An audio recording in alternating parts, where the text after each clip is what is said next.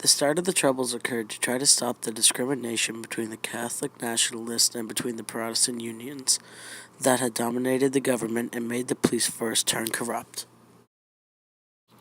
It all escalated on October 5th. The Apprentice Boys of Derrys and the Protestant Fraternal told everyone their plans to march. On the day of the march, a couple hundred of civil rights protesters were going down Duke Street in the part of Derry which was primarily Protestant.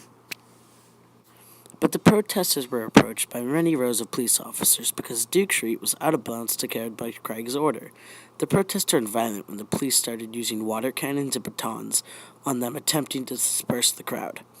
This event was broadcasted throughout of Northern Ireland, which led to many months more of civil protests, usually ending in excessive police force.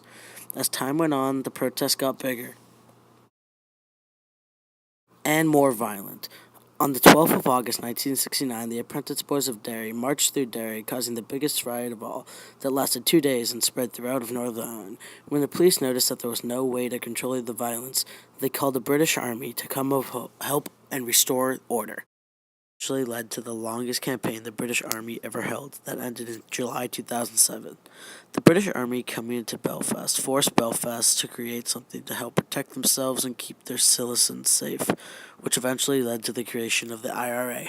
The IRA, also known as the Irish Republican Army, was a group whose goal was to gain independence for Northern Ireland and separate them from the UK. The IRA started to build bombs in a lot of different places to protect themselves against the British soldiers, such as pipe bombs and car bombs. The city of Belfast turned into an absolute war zone with bombs going off every day, gunfire everywhere, and more rioting. The IRA was a volunteer army, which meant anyone who wanted to join could join. The professional IRA started the Sinn Féin movement, which was Gaelic for meant "we are ourselves." The goal for this movement was to end the British ruling of Northern Ireland and independence for themselves and join the rest of Ireland.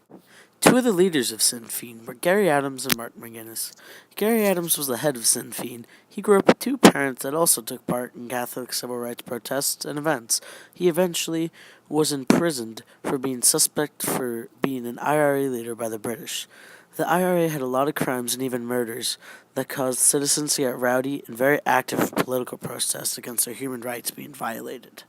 The Belfast citizens started to rebel against the British Army and the Belfast police force. During this time, the police force of Belfast was very corrupt. Many of the Catholic people of Belfast were discriminated against because of their religion. The everyday life for a Catholic in Belfast changed very quickly. People were discriminated against all Catholics throughout all Northern Ireland. The police force would even discriminate against them, such as harassing and beating any Catholic person they would see. Other daily necessities as a human were taken away from these people, such as the right to vote, own a house, and own other property.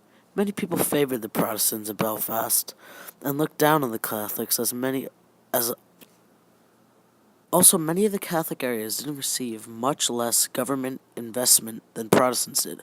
Many Catholic children were extremely discriminated against, such as not being accepted in a university for being Catholic.